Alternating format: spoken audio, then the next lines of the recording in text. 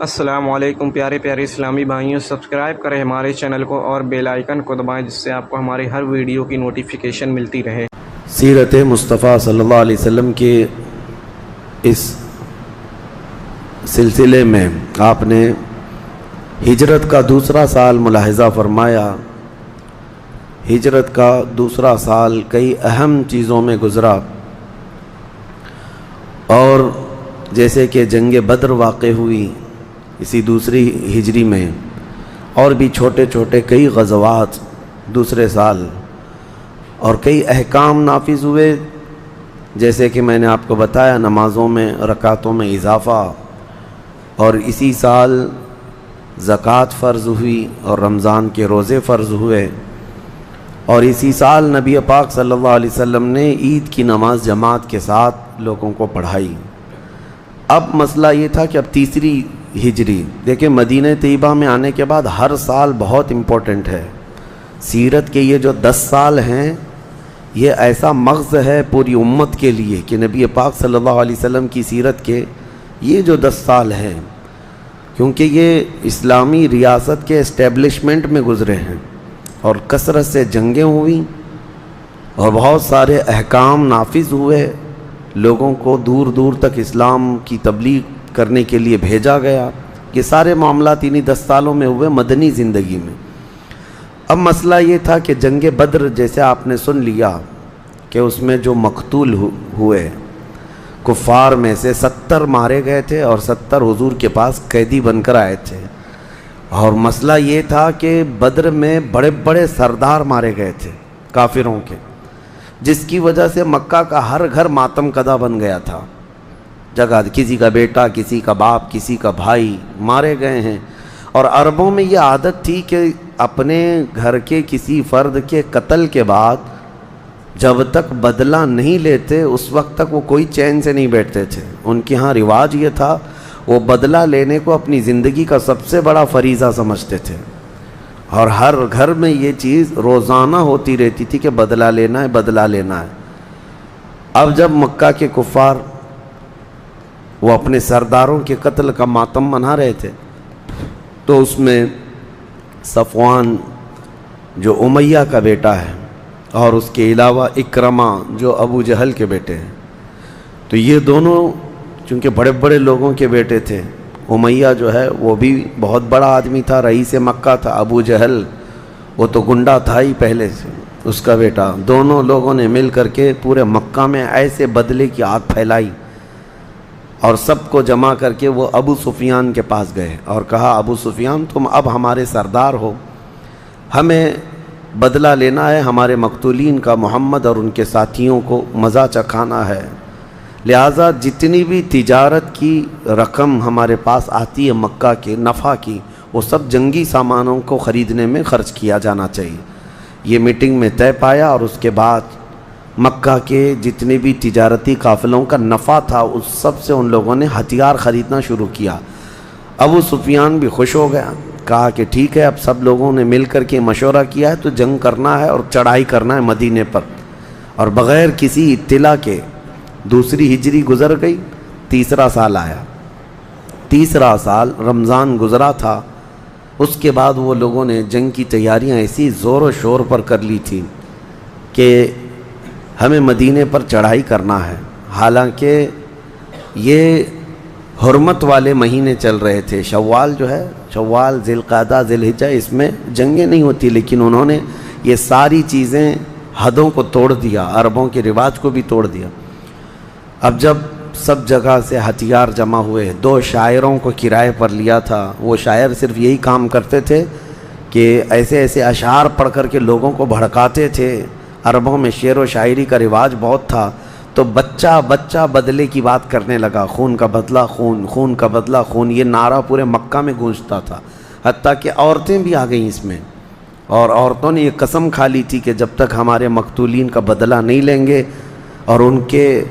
قاتلوں کا خون نہیں پئیں گے اس وقت تک ہم گھر میں چھت کے نیچے نہیں رہیں گے، ایسی ایسی قسمیں کھائی تھیں۔ ابو سفیان کی بیوی ہندہ اس کے باپ کا قتل ہوا تھا، عتبہ بھائی کا قتل ہوا تھا بدر میں، ہندا نے تو یہ قسم کھا لی تھی کہ جس نے میرے باپ اور بھائی کو قتل کیا وہ امیر حمزہ ہے، اور میں حمزہ کو ایسا قتل کر کے سینہ چاک کر کے کلیجہ نہ چباؤں تو اس وقت تک کے لیے مجھے مکہ آنا حرام ہے۔ اس طرح کی قسمیں کھائی تھیں۔ اور ایک وحشی غلام، وحشی نام سے ایک غلام تھا حبشی، اس کو اجرت پر لے لیا ہندا نے، اور نشانہ باز تھا، بہت تیز نشانہ باز، کہا کہ اگر تم نے حمزہ کا قتل کیا تو بدلے میں تمہیں آزاد کر دیا جائے گا، ورنہ غلامی کی زندگی پوری زندگی گزارنا ہے۔ تو یہ سب تیاریاں ہو رہی تھیں۔ حضرت عباس رضی اللہ تعالیٰ عنہ چونکہ حضور کے چچا ہے اور وہ بدر کے بعد ایمان لا چکے تھے، لیکن مکہ میں خفیہ طور پر رہتے تھے، اپنے ایمان کا اظہار کسی کے سامنے نہیں کیا تھا، تو وہ ساری تیاریاں بہت قریب سے دیکھ رہے تھے۔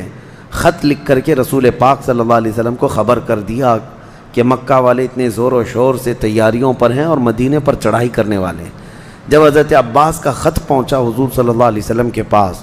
تو نبی پاک صلی اللہ علیہ وسلم نے پھر مہاجرین اور انصار کی میٹنگ لی اور سب کے سامنے یہ بات عرض کی۔ تو پھر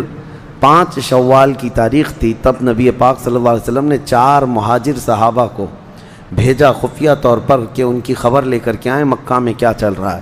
تو وہ الگ الگ راستوں سے خفیہ طریقے سے گئے اور جا کر کے انہوں نے تو ایسی خوفناک خبر لائی کہ صرف تیاری نہیں بلکہ لشکر پورا مکہ سے نکل چکا ہے اور مدینے کے قریب پہنچ گیا ہے۔ جب وہ آ کر کے واپس حضور صلی اللہ علیہ وسلم کو خبر دیتے ہیں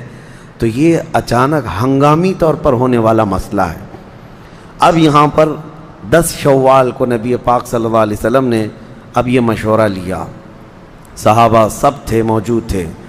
سب کو بتایا کہ ایسی سچویشن ہے کہ مکہ والے نکل چکے ہیں۔ کتنے لوگ تھے؟ 3000 لوگ تھے۔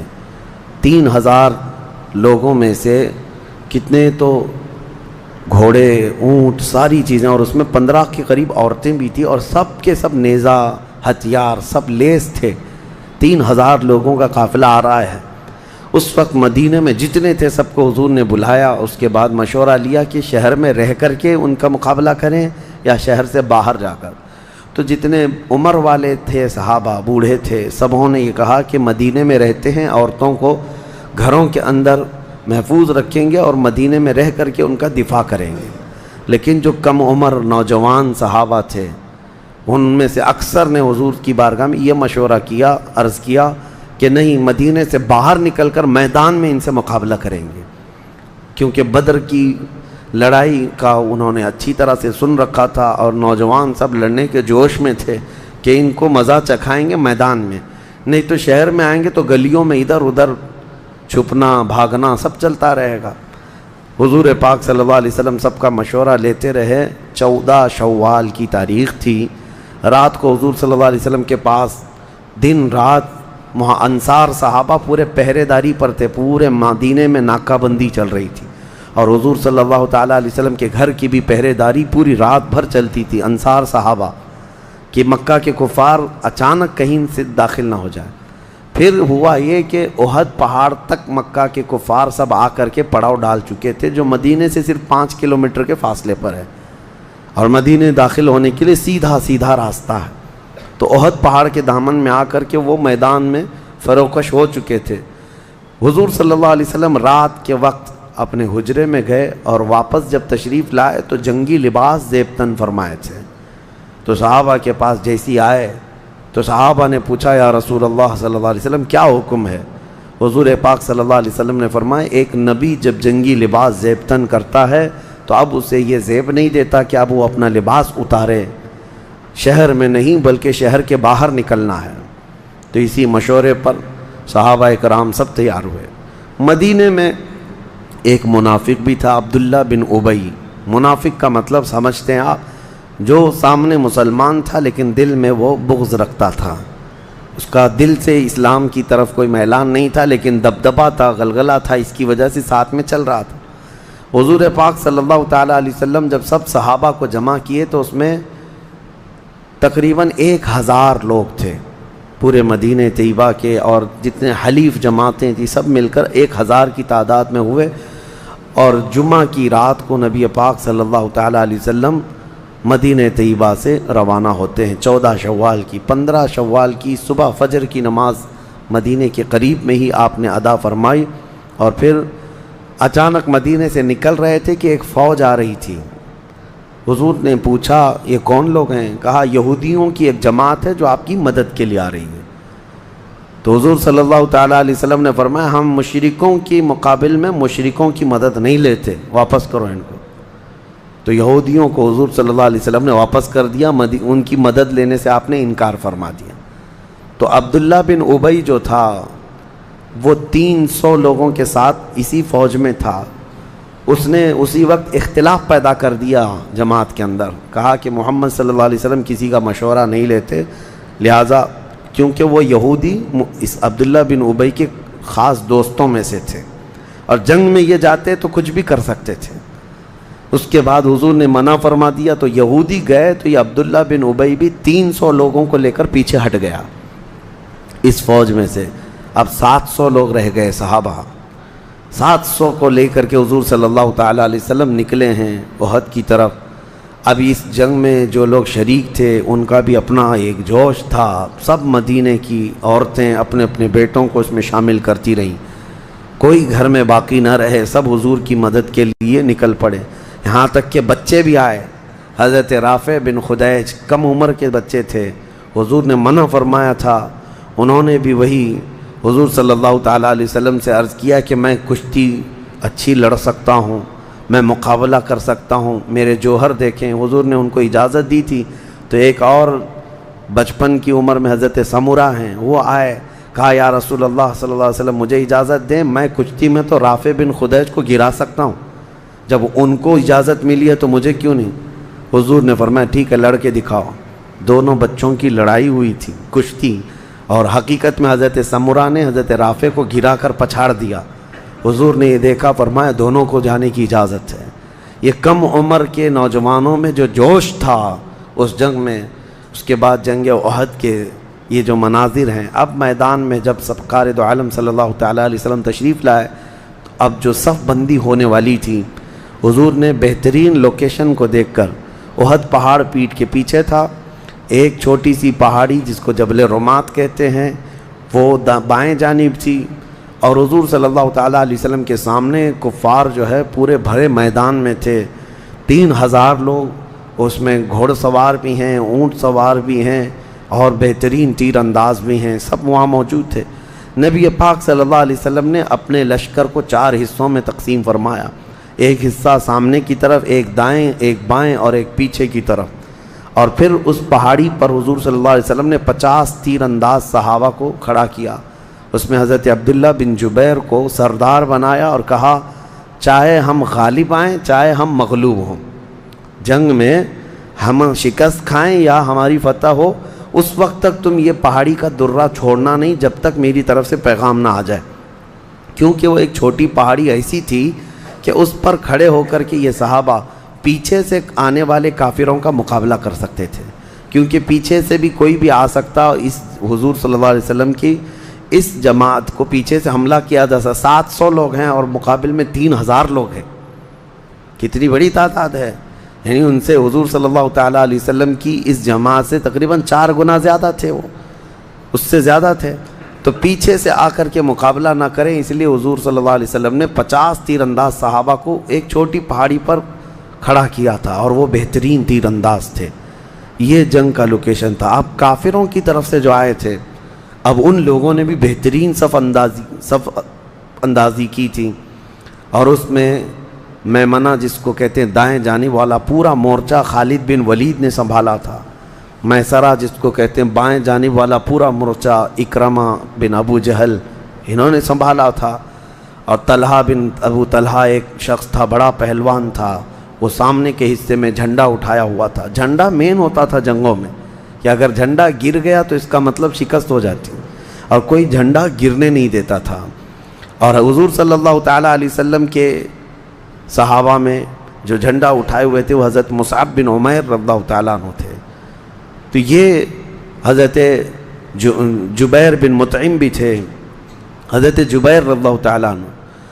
اب یہاں ایک مسئلہ تھا کہ کافروں کی طرف سے جو آئے تھے ان کی عورتیں اتنا ابھار رہی تھیں اشعار پڑھ پڑھ کر کے. 15 عورتیں تھیں لیکن پورے کفار مکہ کے صفوں میں جو ہے جوش بھر چکی تھیں.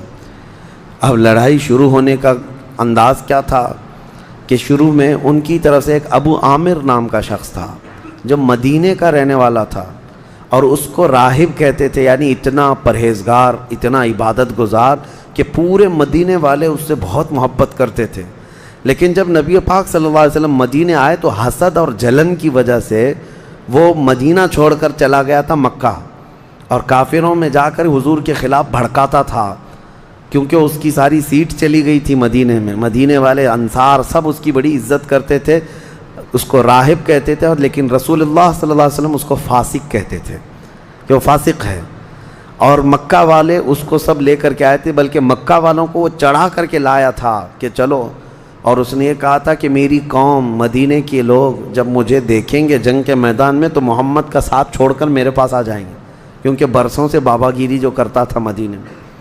لوگوں کو جو ہے اٹریکٹ کیا ہوا تھا اپنے اعمال سے. تو یہاں جب میدان میں آیا تو سب سے پہلے آگے وہی آیا، ابو عامر راہب. مدینے والے انصار سب کو پکار کر کہنے لگا، تم جانتے ہو میری پارسائی کی قسم کھاتے ہو تم لوگ، میں وہی ابو عامر راہب ہوں جس کے ارد گرد تم لوگ گھومتے تھے. آج میں آیا ہوں، دیکھو محمد کے ساتھ رہو گے یا میرے ساتھ؟ انصار صحابہ میں سے بلند آواز سے کہتے ہیں، ہاں ابو عامر راہب، ہم اچھی طرح تجھے پہچانتے ہیں، تو فاسق معلن ہے، تو فاسق ہے اور اللہ کے رسول سے لڑنے کے لیے آیا ہے، اور ہم تیرا مقابلہ اس وقت تک کرتے رہیں گے جب تک تیری ہر بوٹی الگ نہ ہو جائے. ہاں، یہ صحابہ کی محبت تھی، دوسری کوئی محبت ان پر غالب نہیں آتی. برسوں سے تھا تو ہمارے پاس، لیکن جب رسول کی مخالفت کر کے آیا ہے تو تیرا اور ہمارا کوئی رشتہ ہی نہیں. اب حیرت کی بات میں آپ کو بتاؤں، اس ابو عامر راہب کے مقابل میں سب سے آگے آنے والا کون تھا؟ حضور صلی اللہ تعالیٰ علیہ وسلم کی بارگاہ میں ایک نوجوان صحابی حضرت حنظلہ یہ آئے، کہا یا رسول اللہ مجھے اجازت دیں، میں اس سے لڑنے کے لیے جا رہا ہوں. اور جانتے ہیں حضرت حنظلہ کون ہے؟ اسی ابو عامر راہب کے سگے بیٹے ہیں، حضور کے جھنڈے کے نیچے ہیں. عرض کرتے ہیں یا رسول اللہ مجھے اجازت دے، میرے باپ کا سر کاٹ کر کے لاؤں گا جو آپ کے مقابل میں آ کر کھڑا ہے. نبی پاک صلی اللہ تعالیٰ علیہ وسلم نے منع فرمایا کہ یہ زیب نہیں دیتا کہ ایک بیٹا اپنے باپ کے سر کو کاٹ دے. لیکن حضرت حنظلہ کی آواز سن کر کے کہ للکارتے تھے تو ابو عامر راہب جو ہے شرمندہ ہو کر پانی ہو گیا. اس کی قوم ہی اس سے کہنے لگی، تو یہ کہہ کر کے آیا تھا کہ مدینے والے سب ساتھ چھوڑ کر کے تیرے طرف آ جائیں گے، یہاں تو تجھ سے لڑنے کے لیے تیرا خود بیٹا سامنے آ رہا ہے، تیرا بیٹا آ رہا ہے، تیرے بیٹا تیرا محافظ نہیں بن سکا. وہ کہتا غضب کا جادو کیا ہے محمد نے، نعوذ باللہ من ذالک. میرے عزیزو، یہ محبت مصطفیٰ تھی جو سب سے زیادہ غالب تھی صحابہ میں. وہ منظر جو احد کا ہے وہ بیان کرنے کے لیے بہت طویل وقت چاہیے، میں مختصراً عرض کر رہا ہوں. اور مجھے اس بات کا قلق بھی ہے، افسوس بھی ہے کہ ہم نے سیرت طیبہ کا یہ درس یہاں پر چھیڑ تو دیا ہے، لیکن رمضان ہی میں اگر اس سیشن کو ختم کرنا ہو تو شاید سیرت مصطفیٰ کے چیدہ باب صرف خالی آپ کے سامنے رکھ سکیں گے، ورنہ سیرت مصطفیٰ کو بیان کرنے کے لیے طویل وقت درکار ہے. اور میں یہ سوچتا ہوں کہ 5 دن باقی رہ گئے، اس وقت تک حضور پاک کی وفات تک کا اگر بیان کرنا ہے، اس میں کئی غزوات چھوٹ جائیں گے، کئی حضور پاک صلی اللہ علیہ وسلم کے اخلاق اور خصال حمیدہ، حضور کی پسندیدہ چیزیں، حضور کی شادیاں، یہ سب چیزیں رہ جائیں گی. پھر بھی میں انشاءاللہ العزیز ارادہ یہ کیا ہوں کہ جب تک انشاءاللہ جان باقی رہے، چاہے رمضان ہو اس کے بعد ہو، سیرت طیبہ کا انشاءاللہ یہ درس جاری رہے گا. آپ حضرات میں سے اللہ جس کو توفیق دے وہ سنتا رہے انشاءاللہ. احد کے میدان میں اب کفار کی طرف سے جب تیر اندازی شروع ہو گئی، سب سے پہلے انہوں نے تیر چلانے شروع کیے تو صحابہ نے تیروں کا جواب تیروں سے دیا، وہ پاؤں اکھڑنے لگ گئے. اس میں ایک بڑا جوہر جو دکھایا، ابو طلحہ جو جھنڈا اٹھایا ہوا تھا، وہ جھنڈا دوسرے کے ہاتھ میں دے کر للکارتا ہوا سامنے آیا اور کہا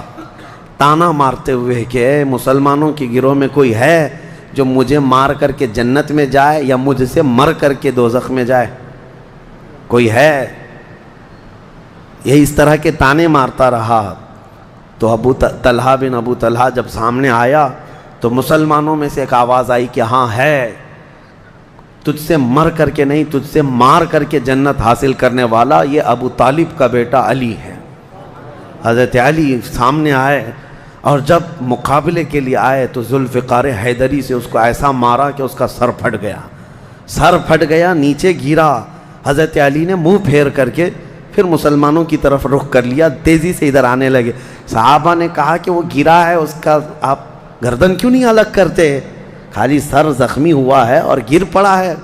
حضرت علی کرم اللہ وجہہ الکریم کی غیرت دیکھیں، کہتے ہیں میں اس کے سر پہ مارا تو اس کی شرمگاہ کھل گئی، اس کے کپڑے کھل گئے اور وہ چیخنے لگا کہ مجھے معاف کرو، مجھے اس کی شرمگاہ نہیں دیکھنی تھی، اس لیے میں چہرہ پھیر کر کے ادھر آیا کہ اللہ اس کو اسی ذلت میں موت دے دے گا۔ یہ غیرت حیدر کرار ہے۔ کہتے ہیں کہ میں اس کے قریب جا کر مار دیتا، الگ کرتا، مجھے اس کا بے ستر ہو کر کے دیکھنا اچھا نہیں لگا، میں سر پھیر کر آ گیا، لیکن تھوڑی دیر کے بعد وہ بلبلاتا ہوا موت کے گھاٹ اتر گیا۔ یہ جنگ کے جو مناظر ہیں، اس کے بعد جو حالات بدلے وہ کیسے ہوئے؟ ہوا یہ کہ مسلمانوں میں ایسا جوش تھا، اسی لیے کفار کے سردار ابو سفیان نے پہلی میٹنگ میں کہا تھا مکہ میں کہ تم لوگ جوش میں تو ہو، مسلمانوں سے لڑیں گے، لیکن تم کو پتہ نہیں ہے کہ وہ مسلمان جب لڑتے ہیں تو ایسا لگتا ہے جیسے طوفان آیا ہے یا بڑے بڑے چٹانوں سے ٹکرانا ہے، اس لیے عام مت سمجھو۔ احد میں بھی ان کافروں نے دیکھ لیا کہ ان سے لڑنا آسان نہیں ہے۔ مسلمانوں کا حال یہ تھا کہ ایک صحابی ہیں، وہ کھجور کھا رہے تھے، حضور صلی اللہ علیہ وسلم سے پوچھتے ہیں یا رسول اللہ صلی اللہ علیہ وسلم میں میدان میں جاؤں میرے لیے کیا ہے؟ حضور نے فرمایا آدھی کھجور کھا چکے ہو، باقی تمہارے لیے جنت میں ہے۔ وہ صحابی اسی طرح سے ابھی کھجور پوری نہیں کیے تھے اور لڑنے کے لیے نکل پڑے۔ ان کا جذبہ یہ تھا کہ شہادت اور گئے اور ایسا لڑے کہ زخمی ہو کر کے گر گئے اور کہنیوں کے بل جو ہے حضور کی طرف گھسٹ کر کے آنے لگے میدان میں۔ حضور صلی اللہ تعالیٰ علیہ وسلم کی طرف آئے تو انہوں نے کہا، وہی جو زخمی صحابی تھے، کہتے ہیں یا رسول اللہ صلی اللہ علیہ وسلم آپ نے سچ فرمایا، روح نکلی نہیں لیکن میں اپنا ٹھکانہ دیکھ رہا ہوں، اور انتقال کر گئے، وفات ہو گئی۔ اس جنگ احد میں پھر نبی پاک صلی اللہ تعالیٰ علیہ وسلم کے ہم شکل تھے حضرت مصعب بن عمیر جو جھنڈا اٹھائے، حضور کے سفیر بھی تھے، ایمبیسیڈر بھی تھے، یہ بادشاہوں تک پیغام اسلام لے کر کے جاتے تھے، حضور سے مشابہ تھے، دیکھنے میں حضور صلی اللہ علیہ وسلم کی طرح نظر آتے تھے، یہ جھنڈا اٹھائے ہوئے تھے۔ یہ بڑھ کر کے کفار کے نرغے میں ایسے گھس گئے کہ ان کے ہاتھ پہ جھنڈا تھا اور ایک ہاتھ میں تلوار بھی تھی، ابو سفیان کا سر ان کے ہاتھ میں آ گیا تھا۔ ابھی مارنے ہی والے تھے کہ پیچھے سے ایک شخص شداد بن اوس، اس نے یا دوسرا ایک کافر کوئی آیا اور آپ کے ہاتھ مونڈھے پر مار دیا، ہاتھ کٹ گیا، تلوار گر گئی، ایک ہاتھ سے جھنڈا سنبھالے، اس نے دوسرے ہاتھ کو بھی مار دیا۔ جھنڈا گرنا تھا لیکن کٹے ہوئے بازوؤں سے، سینے سے اور دانت سے اس جھنڈے کو پکڑے رہے کہ یہ رسول اللہ کا جھنڈا ہے، اس کو زمین پر آنے نہیں دوں گا۔ دونوں ہاتھ کٹ جانے کے بعد بھی کٹے بازوؤں سے انہوں نے جھنڈے کو سنبھالے رکھا، اور جب جھنڈا گرنے کے قریب تھا دوسرے صحابی دوڑ کر کے آئے، حضرت جبیر، جھنڈے کو اٹھا لیا۔ اس وقت تک حضرت مصعب گر چکے تھے اور ان کے اوپر کافروں نے اتنے وار کر دیے تھے کہ وہ شہید ہو چکے تھے۔ انس بن نزیر ایک صحابی ہیں، اب یہ شہادتیں انشاءاللہ پھر میں عرض کروں گا، کیونکہ احد کے جو معاملات ہیں وہ بڑے طویل ہیں۔ جو جنگ ہوئی، اچانک ہوا یہ کہ کفار منہ پھیر کر کے بھاگنے پر مجبور ہو گئے، تیروں کی وہ تاب نہیں لا سکے، جو مسلمان تیر پھینک رہے تھے، صحابہ جو تیر پھینک رہے تھے اس کی تاب نہ لا سکے اور بھاگنے لگے۔ عورتیں ان کے پیچھے ان کے دامن پکڑ پکڑ کر گھسیٹ کر کے جنگ کے میدان میں لا رہی تھیں، لیکن کوئی آنے کو تیار نہیں تھا۔ عورتیں ان کو بزدل کہہ رہی تھی، جبان کہہ رہی تھیں، نامرد کہہ رہی تھیں، بہت جوش دلا رہی تھی، لیکن کسی کو جوش نہیں آتا تھا، سب بھاگنے پر مجبور تھے، کیونکہ ان کو بدر یاد تھی کہ بڑے بڑے مارے جا چکے، اب ہمارا بھی نمبر ہے۔ میدان چھوڑ کر کے بہت تیزی سے بھاگنے لگے۔ ہاں، میں جو بات کہہ رہا تھا، حضرت مصعب بن عمیر کی شہادت کے بعد مسئلہ یہ ہو گیا کہ جیسی حضرت مصعب بن عمیر کو قتل کیا گیا، کفار میں یہ بات پھیل گئی کہ محمد صلی اللہ علیہ وسلم کا قتل ہو گیا، کیونکہ شکل میں دیکھنے میں حضور کی طرح دکھتے تھے۔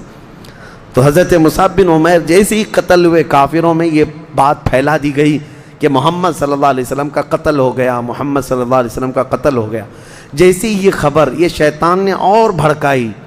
جیسے صحابہ کے کانوں میں یہ آواز آئی، صحابہ کے کانوں میں آواز آئی، ان کے ہاتھوں سے تلواریں چھوٹ گئیں کہ نبی پاک صلی اللہ علیہ وسلم کا قتل ہو گیا، تو اب ان کے بعد پھر کس کے لیے ہمیں لڑنا ہے؟ ہماری تلواریں کس کام کی؟ اگر محمد عربی صلی اللہ علیہ وسلم نہیں ہیں، ہمارے آقا و مولا نہیں ہے، تو تلواریں چھوٹ گئی۔ لیکن جانتے ہو حضرت مصعب بن عمیر جو شہید ہو کر کے گرے تھے، ابھی ان کی روح باقی تھی، ابھی پوری جان نہیں گئی تھی۔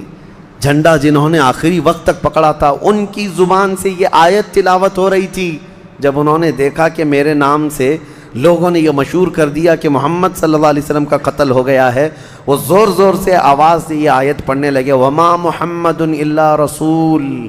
قَدْ خَلَتْ مِن قَبْلِهِ الرُّسُلُ۔ محمد صلی اللہ علیہ وسلم تو اللہ کے ایک رسول ہیں، ان سے پہلے بھی بہت سارے رسول آئے اور گئے، اور وہ یہ درس دینا چاہتے تھے کہ اے صحابہ، تم اللہ کے لیے لڑتے ہو، اللہ حی اور قیوم ہے، ہمیشہ سے زندہ، ہمیشہ زندہ رہے گا۔ ان کی آیت یہی چلتی رہی اور وہ شہید ہو گئے۔ اب صحابہ کے درمیان یہ بات ابھی کنفرم نہیں تھی کہ کس کا انتقال ہوا، کون، کیونکہ جنگی حالات ایسے ہوتے تھے کہ کون خبر لائے گا۔ یہاں پر بعد میں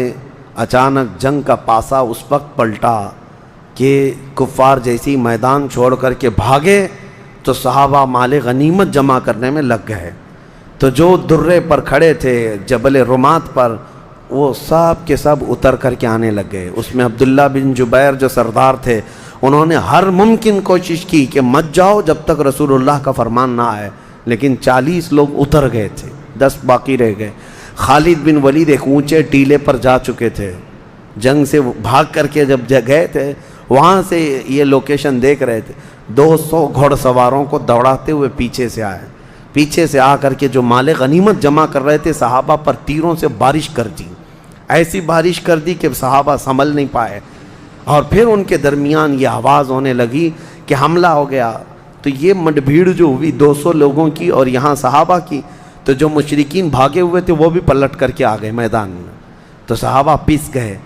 اچھا، اس میں ایک بہت بڑا مسئلہ یہ بھی ہوا کہ دونوں جب گڑمڈ ہو گئے، ایک دوسرے میں خلط ملط ہو گئے، ادھر سے بھی کفار ادھر سے بھی کفار، تو مسلمان جو تھے جتنے صحابہ، ان کے ہی ہاتھوں سے کئی مسلمان بھی شہید ہوئے۔ حضرت یمان رضی اللہ تعالیٰ جو حضرت حذیفہ کے والد ہیں، صحابہ تلواریں اٹھا کر کے مقابلہ کر رہے تھے، کون ہے سمجھ میں نہیں آ رہا تھا، ان کو شہید کرنے لگے۔ حضرت حذیفہ پکارنے لگے میرے باپ ہیں، میرے باپ ہیں، لیکن کسی کو کچھ سوچتا نہیں تھا، قتل ہو گئے۔ اس طرح سے یہ جو غلط فہمی میں قتل ہوئے، اس طرح سے بھی قتل ہوئے، لیکن قرآن میں اللہ تعالیٰ نے ان کی معافی کا پروانہ جاری فرمایا کہ انہوں نے کسی سے یعنی زور زبردستی یا جان بوجھ کر کے یا سرکشی میں نہیں قتل کیا، وہ ان کی خطا اجتہادی تھی، پہچان نہ سکے۔ اس کے بعد پھر نبی پاک صلی اللہ تعالیٰ علیہ وسلم کی طرف بھی حملہ ہوا۔ اب یہ آگے کے معاملات انشاءاللہ العزیز کل میں عرض کرتا ہوں، احد کے اور تیسری ہجری کے اہم واقعات۔ اللہ کریم ہم سب کو حضور پاک کے جلووں میں زندگی عطا فرمائے، حضور کے قدموں میں موت عطا فرمائے۔ وآخر دعوانا ان الحمدللہ رب العالمین۔ السلام علیکم پیارے پیارے اسلامی بھائیوں، سبسکرائب کریں ہمارے چینل کو اور بیل آئیکن کو دبائیں، جس سے آپ کو ہمارے